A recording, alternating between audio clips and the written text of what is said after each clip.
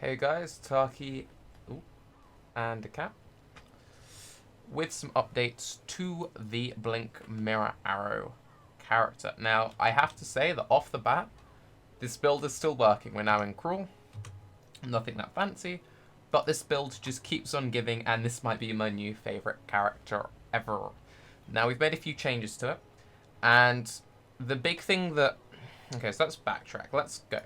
So, originally, we saw this dude's forum thread when you guys started freaking out about how cool it would be to play a Blink Mirror build.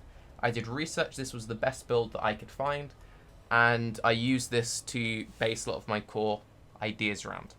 Now, the main thing that he did was he did the whole Eldritch Battery mind over matter thing, right? Blah blah blah blah, so on and so forth. Now, I didn't like how he did certain parts of his tree, and I also didn't like how I didn't like some of his setups, and I felt like he was wasting some of the potential. So what I did is I immediately did the gut reaction, and a lot of people do this, right? Is they see a build that they really like, and they go, ooh, I didn't like one or two things, and then they cut too much. So this was his core tree, and if we bring up the PoE planner, and we look at my base, okay, bring this over, you can see that for my base, I cut the whole Eldritch Battery thing because I didn't like it.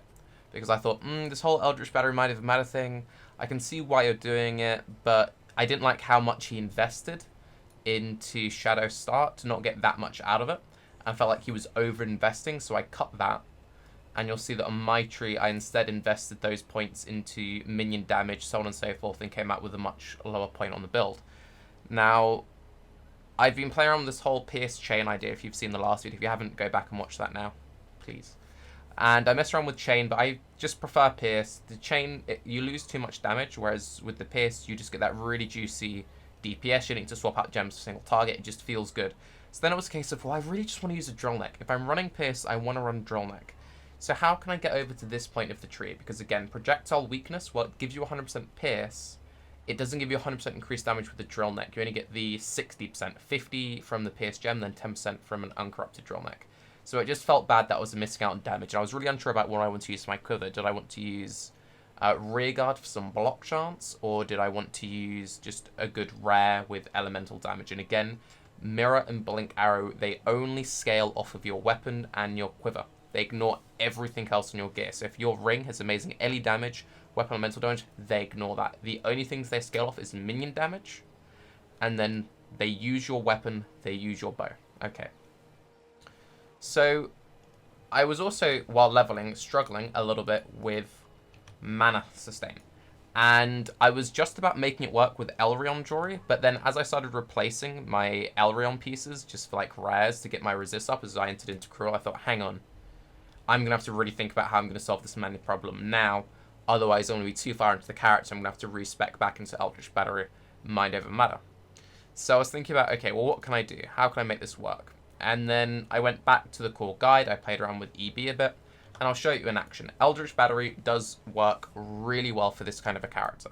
If you just look, because there are some base cooldowns into the skill, there is always time for stuff to regen back up.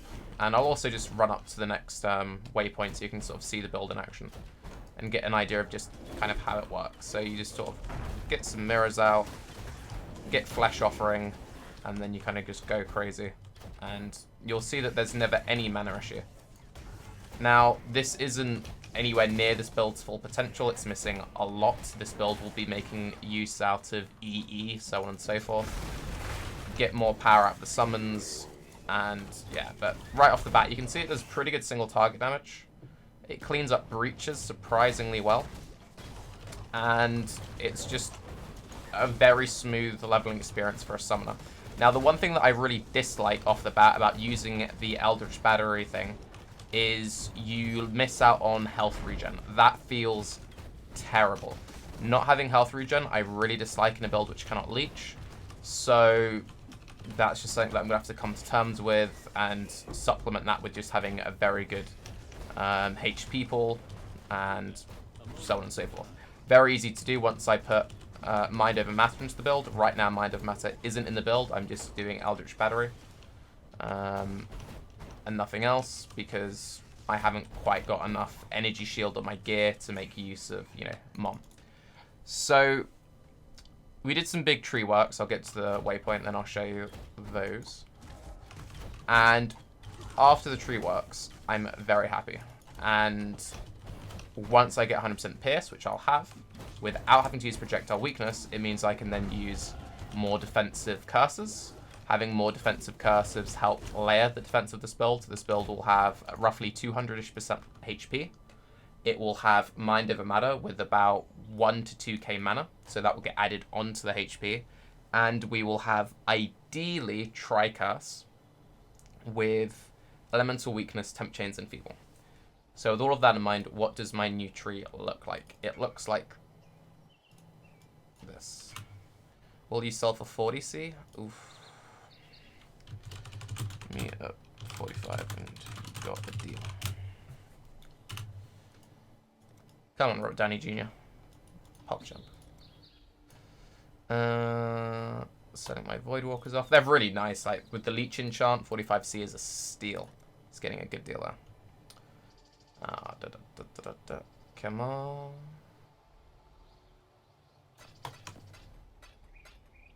Hog. Right. So back to the skull tree. So this is the new tree. Now the things that I like about this tree, things I dislike about this tree, there's still a few things I want to tweak about this tree, but as a core base, if you refer back to this guy's tree, he does a lot of kind of travel. He gets the sound life cluster but doesn't fill it in.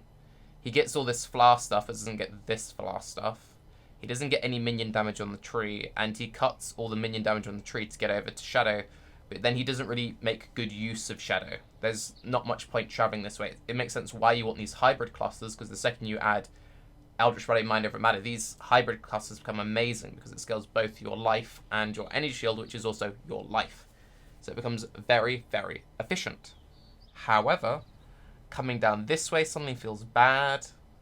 This feels bad. This feels awkward. This doesn't feel that great. Again, elemental damage on the tree does not scale our minions. The only things that scales our minions damage off the tree is minion damage and skill effect duration. So I was like, well, what can I do? So back into my tree. We cut this section here.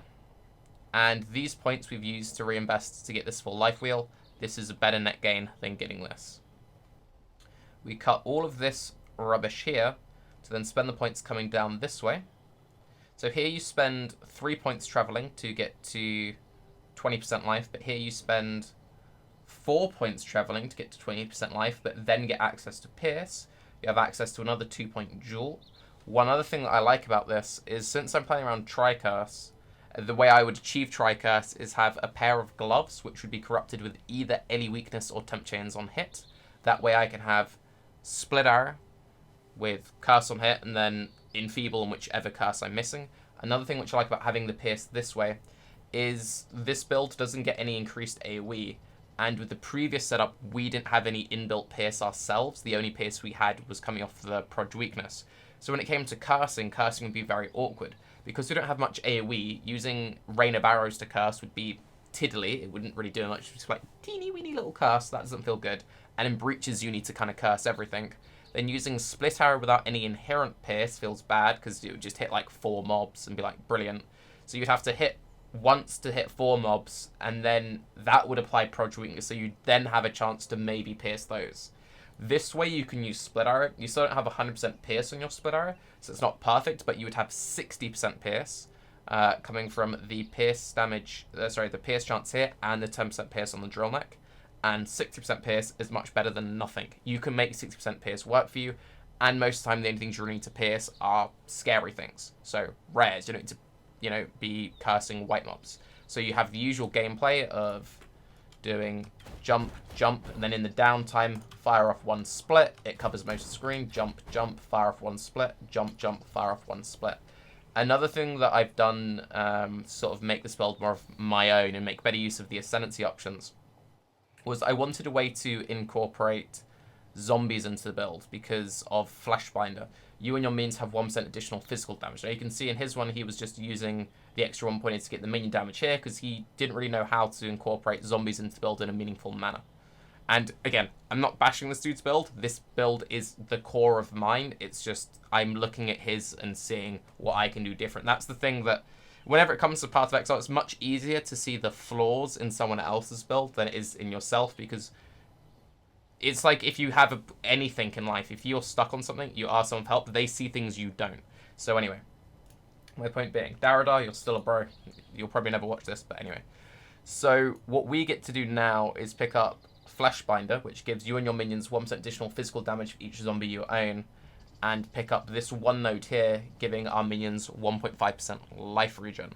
Now, another thing you can do is, if we look at the links on my helm, is we can have Raised Zombie, Stone Golem, because again, we don't ever want our Stone Golem to die, because Stone Golem is what gives us the nice regen, right? And this is life and mana, so we can't have this dude dying. We don't want him to accidentally die in the heat of combat and we don't notice, because if that happens, we will die. So you can link him with Minion and Totem Elemental Resist, which gives him a bunch of resist. Also gives him a bit of elemental damage, which is good because he gets super auras from our generosity, and Minion life.